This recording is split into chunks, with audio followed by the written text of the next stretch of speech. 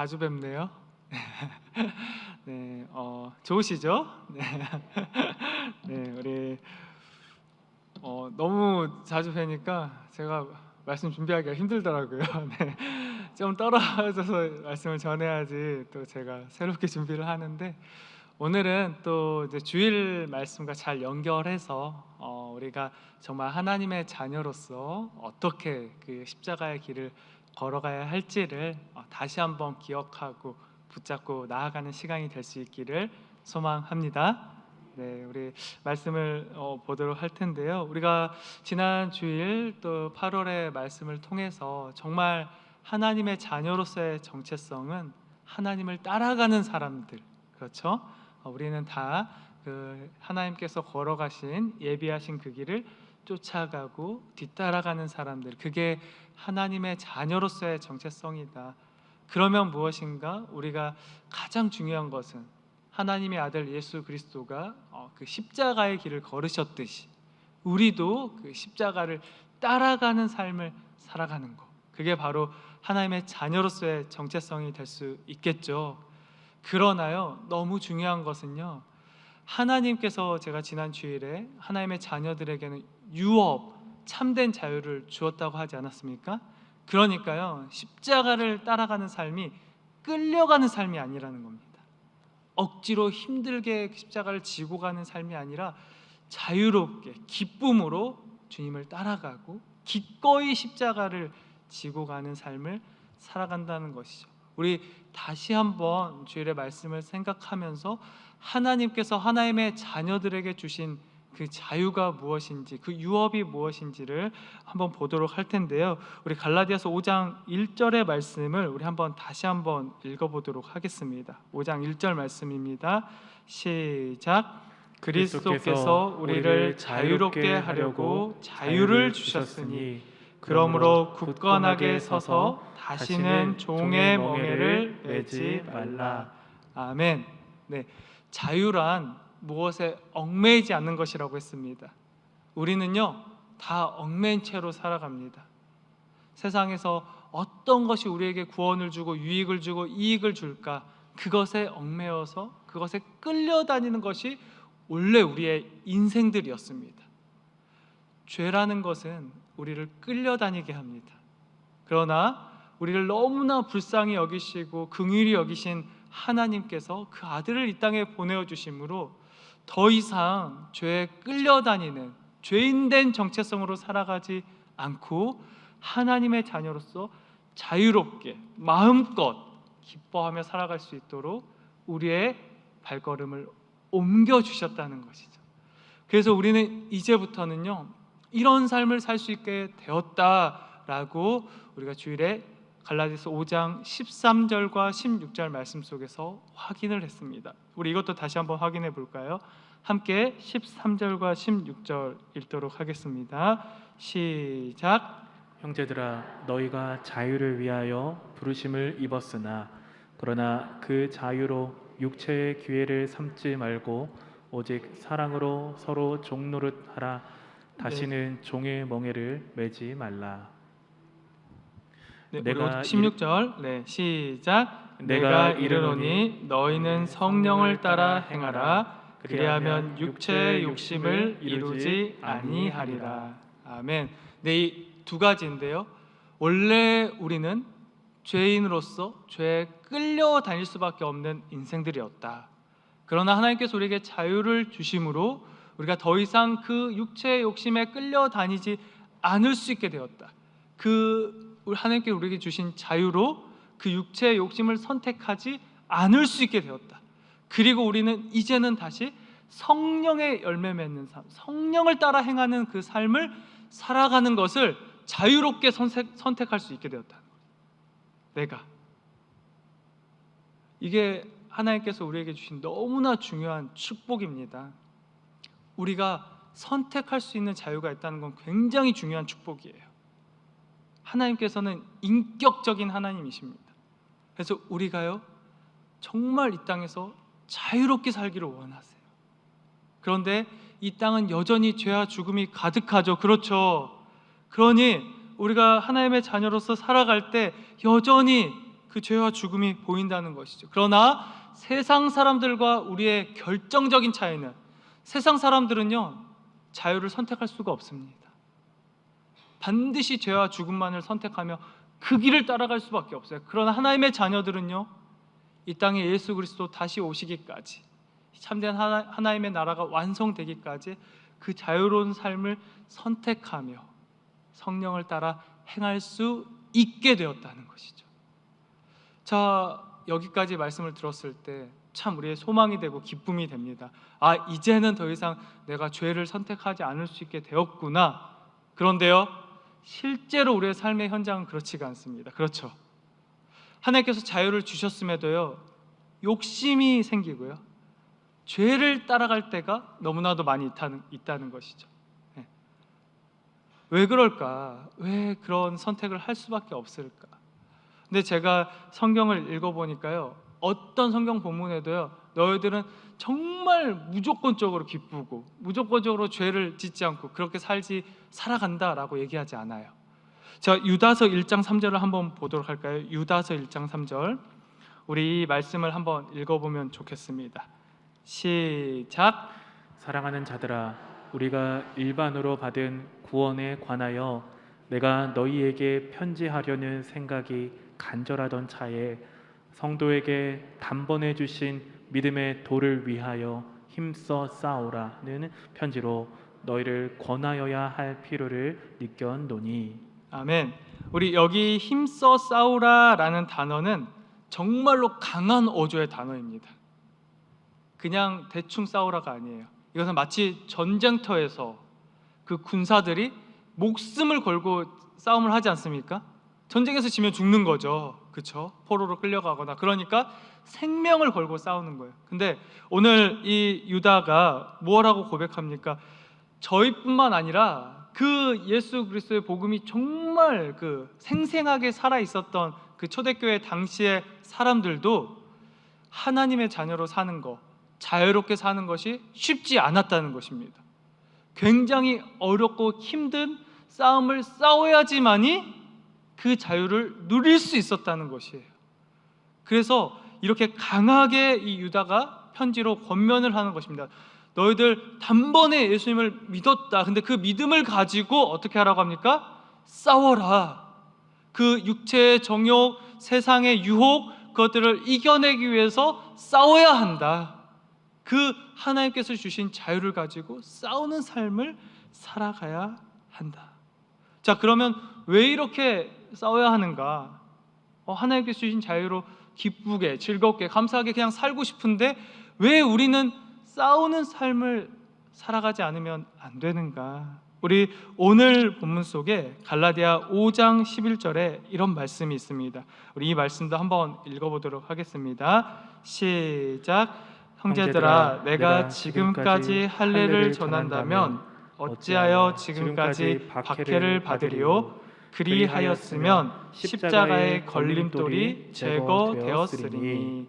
아멘. 네. 자, 십자가에 뭐가 있다고 합니까? 걸림돌, 걸려 넘어지게 하는 것이 있다고 합니다. 자, 우리가 아무리 하나님의 자녀로 살아가고 싶어도요, 절대로요, 우리가 그 믿음의 길을 막 힘있게 걸어가도록 하지 못하는 걸림돌들이 있대요. 우리 어린 시절에 우리 다리 힘이 약할 때 아이들 보면 돌불 이런 데 딱 걸리면 어떻게 되죠? 금방 넘어지게 되죠. 그 걸림돌. 우리가 하나님의 자녀로서 정말 그 예수 그리스도의 이름을 믿고 이제 죄를 끊어내고 성령을 따라 행하는 그 길을 걸어가고 싶은데 그냥 아주 아스팔트 평탄 대로가 있어서 우리가 걸어가는데 아무 그 돌뿌리가 없는 게 아니라 뭐가 있다고요? 걸림돌이 있다. 그래서 우리가 조금 믿음의 길을 선택하고 자유로운 길을 선택하고 이렇게 걸어가려고 하다 보면요, 그 돌뿌리들이 각자에게 알맞게, 정말 믿음이 연약해서 작은 돌뿌리로도 걸려 넘어질 만한 사람들은요, 거기에 걸려 넘어지고요, 믿음이 강한 자들도요, 큰 돌뿌리 앞에서는 어찌할 바를 모릅니다. 우리 앞에는 항상 걸림돌이 있다는 거죠. 자, 이 갈라디아서의 그 편지를 받는 갈라디아 사람들이 그랬습니다. 처음에는 사도 바울이 전한 복음을 듣고 이제 우리가 자유롭게 하나님의 자녀로 살아갈 수 있게 되었구나. 참 기쁘다, 감사하다, 구원이 있고 생명이 예수 그리스도에게 있구나 하고 그 십자가를 믿으며 살았는데, 사도 바울은 떠났고 자꾸 내 신앙생활을 보니까 정말 내가 보기에도 너무 더러운 거예요. 하나님의 자녀답지 못하는 거죠. 추악함, 죄악이 보이는 겁니다. 그러니 정말 내가 하나님의 자녀가 맞을까? 그 돌뿌리들이, 그때 거짓 교사들이 올라왔다고 했죠. 그래서 너희들이 구원을 고민하고 있구나, 구원받을 수 있는 할례라는 것, 눈에 보이는 것이 있다, 이거 하면은 너희들 확실하게 늘 이 할례라는 것을 보면서 너희들의 구원을 확신할 수 있다. 그렇게 할례에 넘어가도록 했다는 것이죠. 자, 십자가에는 걸림돌이 있습니다. 우리가 하나님의 자녀가 되었다고 해서, 예수 그리스도의 이름을 믿었다고 해서 그걸로 끝이 아니라는 거예요. 사실은 시작입니다. 우리가 하나님의 자녀로 이제 자유롭게 살아갈 때 늘 걸림돌, 남편이 아내가 걸림돌이 될 수 있어요. 자녀가 걸림돌이 될 수 있습니다. 이웃들이 걸림돌이 될 수 있고요. 이 세상에 많은 것들이 우리를 걸려 넘어지게 할 수 있다. 자, 그럴 때 이 갈라디아 사람들은 그 십자가의 걸림돌을 피하지 못하고 걸려 넘어졌죠.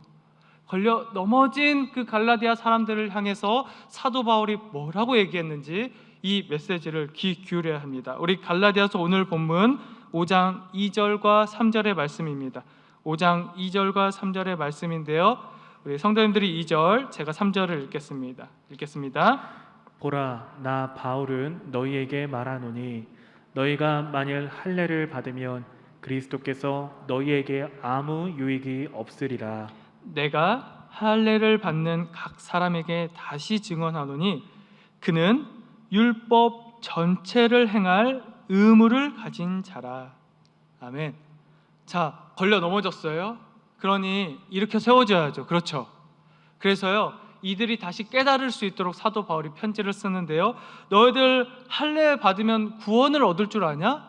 할례가 너희들의 구원이 될 줄 아냐? 아니다. 너희들은 예전으로 돌아가게 된다. 그래서 다시 율법 전체를 행할 의무를 갖게 된다. 예수님께서 율법으로는 절대로 구원을 얻을 수 없기 때문에 그 십자가의 피 흘리심으로 그 모든 죄된 자들을 용서해 주셨는데, 다시 그 용서를 받은 자들이 율법으로 돌아가게 됐다는 거죠. 그럼 이 말은 어떤 말이냐? 구원을 얻지 못하게 된다는 말이에요.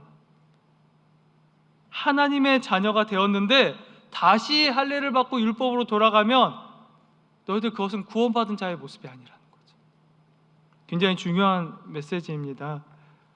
자, 우리 이 갈라디아 사람들을 보시기 바랍니다. 이들이 사도 바울이 복음을 전하기 전에는 어땠습니까? 이들에겐 자유가 없었습니다.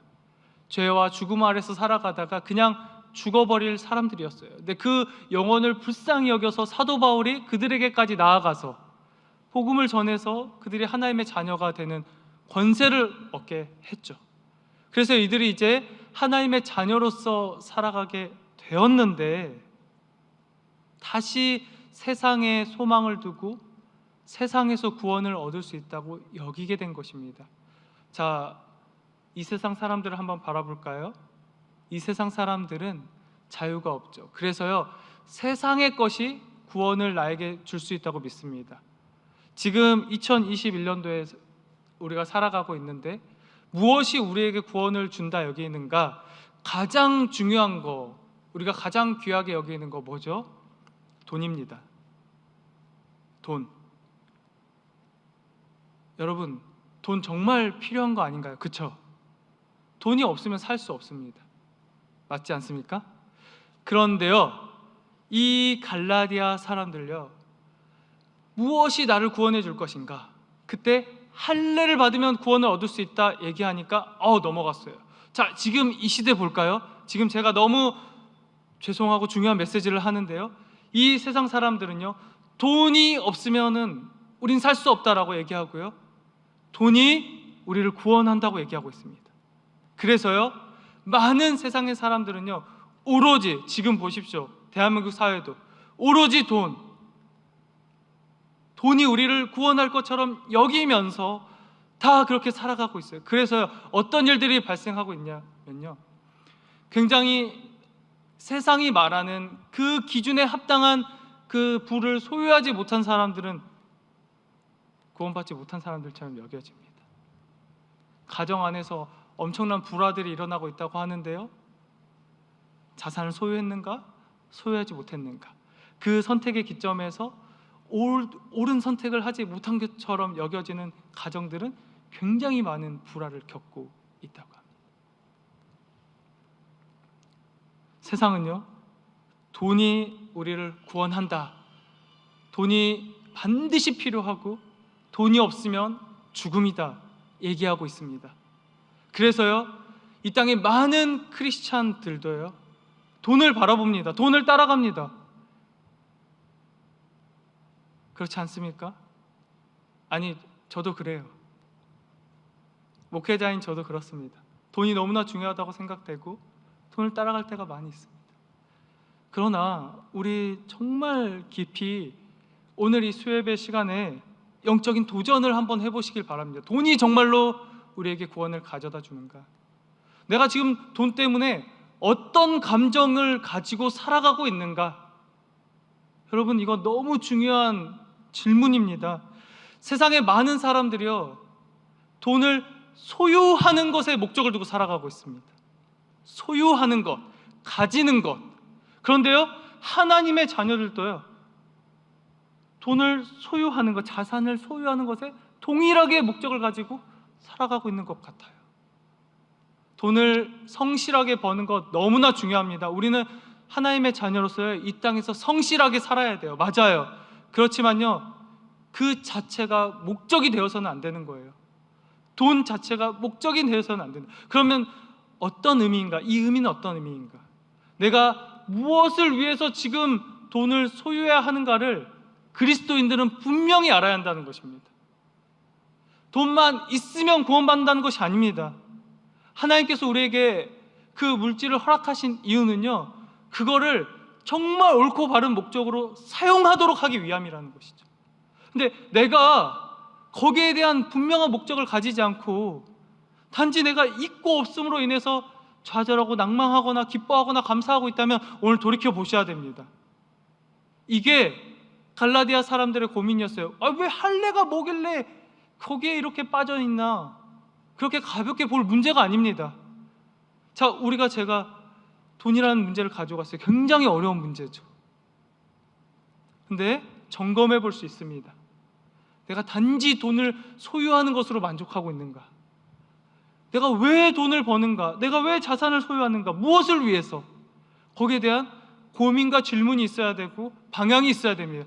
내가 이것을 위해서, 내가 하나님의 나라를 위해서, 내가 교회 공동체 안에서 이런 섬김을 하기 위해서, 내가 세상에서 하나님의 자녀로서 내게 주신 물질을 이렇게 사용하기 위해서 내가 열심히 돈을 벌고 성실하게 땀을 흘리고, 그래서 내가 가진 것으로 나누고 베푼다.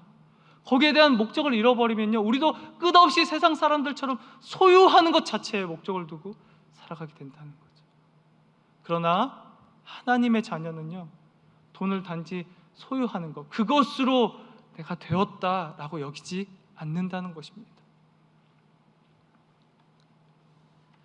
자, 우리가 십자가를 따라가는 삶을 살아간다고 했습니다. 그게 무엇인가 참 어려운 말이에요. 그러나요, 이 돈이라는 걸 주제로 갖고 와보면 쉬워집니다. 십자가를 따라간다는 것은 정말 내가 돈을 소유하는 데 목적을 두지 않는다는 것입니다. 그러면 오늘 이 수요일 오전에 점검해 볼 수 있다라는 것이죠.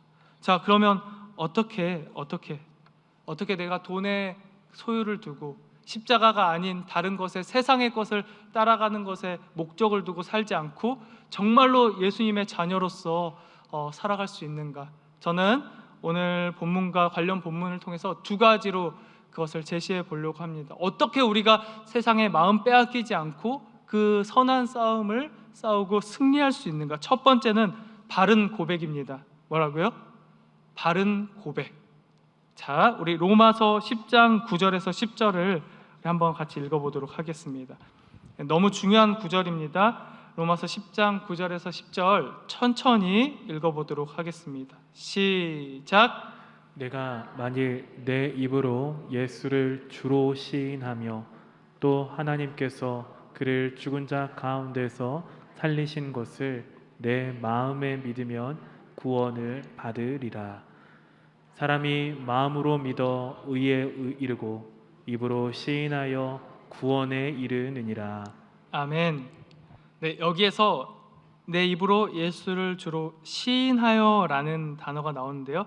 여기 시인하다라는 단어는요, 공개적이고 공적인 언어입니다.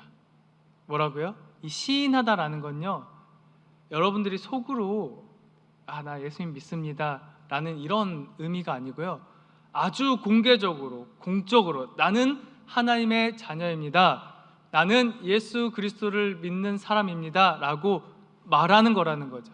자, 그러면 교회 내적으로도 여기에서 같이 예배 드리고 있는 성도님들은 다 말하지 않아도 알죠. 내가 하나님의 자녀라는 거. 자, 그러나 중요한 것은 저기 이 교회당 밖을 나갔을 때입니다. 나갔을 때 내가 하나님의 자녀 그리스도인이라는 것이 세상 속에서 공개적이어야 한다는 거예요. 공적이어야 한다는 것입니다. 이거 너무 중요한 메시지예요. 자, 왜 그렇습니까? 세상 사람들도 우리가 하나님의 자녀라는 것, 예수 그리스도를 따른다는 것을 알아야 한다는 거예요. 우리가 예수님을 믿는다는 걸 아는 것과 동일하게 저 세상 사람들도 우리를 봤을 때 저 사람은 예수 그리스도를 따르는 사람, 그리스도인이라는 것이 알려줘야 한다는 것입니다. 자, 이게 굉장히 중요해요. 여러분, 지금 교회가 굉장히 힘을 잃어가고 있는 이유들 중에 하나는 우리가 그리스도인들이 세상에 가서 섞여버린다는 거죠. 세상에 나가는 순간 저희의 이름표 중에 그리스도인이라는 이름표는 떼어져 놓고 세상으로 나아간다는 것입니다. 그러니까요, 세상의 가치와 세상의 흐름과 똑같이 살아가고요, 세상의 사람들도요, 우리를 바라볼 때 그리스도인이라 여기질 않아요. 자, 이게 굉장히 중요한 문제를 일으키는데요, 첫 번째로요, 우리의 신앙을 지키기가 힘듭니다. 우리가 반드시 밖에 나가서 공적인 선언, 저 정말 하나님의 자녀입니다, 이걸 하지 않으면요, 그 육체의 소욕과 욕심, 세상의 질서를 따라갈 때 세상 사람들이요, 우리를 그리스도인으로 바라보질 않으니까 똑같이 끌고 간다는 거예요. 이게 어디에서 가장 많이 나타나냐면요, 직장 생활을 할 때 가장 많이 나타납니다. 직장 생활을 할 때요, 자기가 처음부터 하나님의 자녀라는 걸 선포하지 않으면요, 똑같은 그 문화 속에서 끌려가는 거예요. 근데 괴로워하죠. 그러다가 나중에는 익숙해집니다. 그리고요, 똑같이 그 직장에서 그 문화대로 살아가요. 저는요, 교구 이렇게 신방을 해보면 참 어렵게 신앙생활 하시는 분들의 고백을 많이 듣습니다. 직장생활 할 때 특히 하나님의 자녀라는 고백 때문에 그 직장에서 어려움을 겪는 수많은 일들. 그러나요, 저는 이제 너무 힘들어하니까 얘기하진 않지만요, 전 속으로 참 감사하다고 여겨요. 그게 저는 그분을 지켜주고 있다고 생각합니다. 여러분, 공개적으로 내가 그리스도인임을 고백하는 그 자체로도요, 우린 세상에서 정말 수많은 죄악의 유혹과 위험으로부터 보호를 받을 수 있습니다. 내가 그리스도인이라는 그 이름을 고백하는 것만으로도 우린 보호를 받아요. 이게 너무 중요한 우리의 신앙의 자세입니다. 자, 내가 나가서 나는 하나님의 자녀 그리스도인이야 라고 세상을 살아가고 계십니까? 반드시 그렇게 살아가셔야 돼요. 그래야지 이 세상에서 막 내가 박해를 받는 것 같고 피해를 받는 것 같고 손해를 받는 것 같지만 그게 정말 내가 하나님의 자녀로서 살아가고 있다는 삶의 증거 아닙니까? 그런데 내가 그걸 싹 속이고 숨기고 세상과 비슷하게 살아가는 순간요, 똑같이 살아가게 되는 거죠. 여러분, 너무 중요한 메시지입니다. 우리가 교회가 이걸 잃어버렸어요. 그냥 교회에 와서 저 하나님의 자녀입니다, 그랬으니까 시인하면 구원에 이른다, 이렇게만 말씀을 받아들여요. 그러나요, 나가서 고백하는 겁니다. 세상 속에서 내가 일을 하거나 이웃들과 관계 속에서. 그래서 우리 이사 신방 받으면 제일 먼저 뭐 하나요? 교패를 붙이잖아요. 사람들이 지나갈 때 여기는 그리스도인의 집이다. 구별됨, 그게 반드시 필요하다. 우리가 육체의 소욕과 싸울 수 있는 첫 번째 무기는 신앙을 고백하는 것이다. 이것을 꼭 기억하는 저와 여러분이 될 수 있기를 간절히 소망합니다. 네, 두 번째로요. 우리에게는 이것이 필요한데요. 우리 에베소서 2장 8절에서 10절입니다. 에베소서 2장 8절에서 10절 우리 한번 천천히 세 구절 읽어보도록 하겠습니다. 시작. 너희는 그 은혜에 의하여 믿음으로 말미암아 구원을 받았으니 이것은 너희에게서 난 것이 아니요 하나님의 선물이라. 행위에서 난 것이 아니니 이는 누구든지 자랑하지 못하게 함이라. 우리는 그가 만드신 바라 그리스도 예수 안에서 선한 일을 위하여 지으심을 받은 자니 이 일은 하나님이 전에 예비하사 우리로 그 가운데서 행하게 하려 하심이니라. 아멘. 아멘. 자, 우리가 그 예수 그리스도의 이름을 왜 공개적으로 시인하지 못하는가? 왜냐면요, 우리 자신을 믿지 못하기 때문이에요. 이 땅의 교회의 모습도 참 내세울 것 없죠. 내 모습도 어떻습니까? 내가 이렇게 공개적 공적 선언을 했을 때는요, 책임을 져야 되거든요. 그렇죠? 정말 그리스도인답게 영향력을 줘야 된다는 얘기죠. 그런데 교회를 생각하기 전에 일단 내 모습을 바라봤을 때, 야, 내가 이렇게 살아가지고 누구 하나에게 영향력을 줄 수 있을 것인가? 그러니 말을 못하는 겁니다. 내가 정말 세상 가운데 나와서 정말 하나님께서 이렇게 우리를 지으셨는데, 에베소서 2장 10절에 우리는 그가 만드신 바라 그리스도 예수 안에서 선한 일을 위하여 지으심을 받은 자니, 정말로 선한 일을 위해서 지으심을 받았고, 정말 그렇게 우리가 그 자유 은혜를 입었다면 그것을 이제 세상에 나가서 공적으로 선언하고 선한 일을 하면서 살아가야 되는데, 그런데 자신이 없는 거예요. 선한 일을 할 자신이 없다는 거죠. 그러니 내가 시인하지 않으면 선한 일도 하지 않아도 되는 것입니다. 그러나 반대로요, 내가 하나님의 자녀임을 선언하면, 시인하면 선한 일을 해야 되는 거예요. 왜? 세상 사람들이 기대하고 있다는 거죠. 그리스도인은 선한 일을 하는 사람이라고 믿고 있습니다, 세상 사람들은. 그런데 지금 비춰지는 것들은 그리스도인들의 악한 일만 비춰지고 있는 거죠. 그러니요, 그리스도인이 내가 하나님의 자녀라고 말하는 것도 어렵고요, 또 나로 인해서 예수님의 이름, 영광이 먹칠을 당하게 될까 봐 조심스럽다는 것이죠. 우리 반대로 생각해야 됩니다. 하나님은요, 정말 우리가 세상 속에 나가서 하나님의 자녀임을 선포하기를 원하시고요, 선포함과 동시에 담대하게 선한 일을 행하시기를 원하십니다. 우리가 그렇게 살아가야지만이 교회된 사명을 회복할 수 있다는 거예요. 그래서요, 세상 사람들이 저 그리스도인이 저 선한 일을 통하여서 이 땅에 소망이 되는구나, 저 그리스도인이 이 땅에 구원의 생명이 되는구나. 그래서 많은 사람들이 우리의 착한 일을 보고 그리스도께로, 그 영광으로 나올 수 있게 된다는 것이죠. 이게 교회의 원리입니다. 우리가 세상에 나가서 하나님의 자녀임을 고백하지도 않고 선한 일도 하지 않는다면 어떻게 세상이 교회가 무엇을 하는 곳인지 발견할 수 있냐는 것이죠. 어떻게 세상이 예수 그리스도의 영광을 발견할 수 있겠냐는 것입니다. 오늘 죄송합니다, 참 무거운 주제를 가지고 이야기를 나누고 있는데요, 교회가 정말로 이 땅 가운데 영향력을 주고 생명을 주는 일은 바로 저와 여러분이 이 세상에 내가 누구임을 고백하는 데에서 출발합니다. 반드시. 그리고요, 고백하는 순간에요, 우리는요 달라지게 돼 있어요. 달라집니다. 제가 목사라고 말을 하는 순간 굉장히 많은 불편함이 생기죠. 조심해야 되고요, 그리고 그 여러 이야기들을 그냥 인내하며 들을 수도 있어야 되고요, 때로는 비난도 받아야 되고요. 제가 고백하는 순간에 마찬가지로 우리 성도님들도 세상에서 내가 하나님의 자녀입니다 얘기하는 순간에 그런 많은 일들을 겪어야 하죠. 근데 그것은 저는 반드시 기회가 된다고 생각합니다. 선한 일을 행할 수 있는 기회, 그 예수 그리스도의 복음을 전할 수 있는 기회가 된다고 생각해요. 제가 이름을 고백하는 것만으로도. 자, 우리 한 구절, 오늘 본문 속에 있는 말씀 한 구절을 더 읽고 말씀 맺도록 하겠습니다. 우리 갈라디아서 5장 6절의 말씀입니다. 우리 함께 읽겠습니다. 시작. 그리스도 예수 안에서는 할례나 무할례나 효력이 없으되 사랑으로서 역사하는 믿음뿐이니라. 아멘. 말씀을 정리하겠습니다.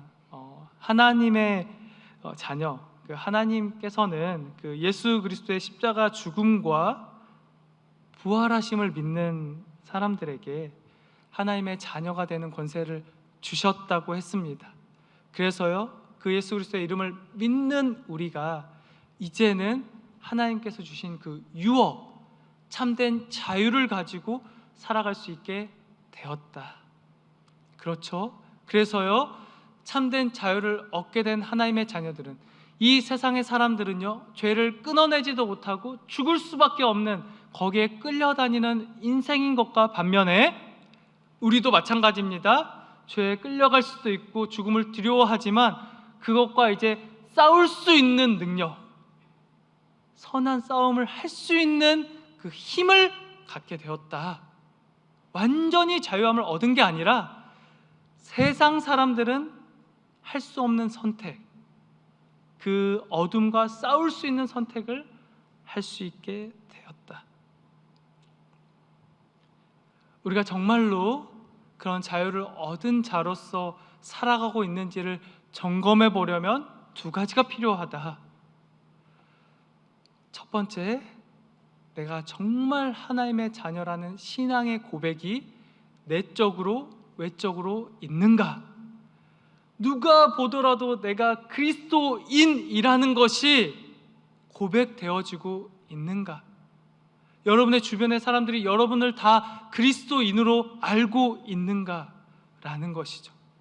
우리는 끊임없이 그런 공개적이고 공적인 고백을 해야 하는 것입니다. 그것이 그 십자가의 걸림돌로부터 우리를 지켜주는 첫 번째 표지가 됩니다. 내가 예수님의 자녀입니다, 이것을 말하는 것만으로도, 그 말, 그 고백만으로도 우리를 보호할 수 있다라는 것이죠. 자, 두 번째는 그 신앙의 고백에는 책임이 있다라는 것입니다. 여러분, 신앙의 고백에는 책임이 있습니다.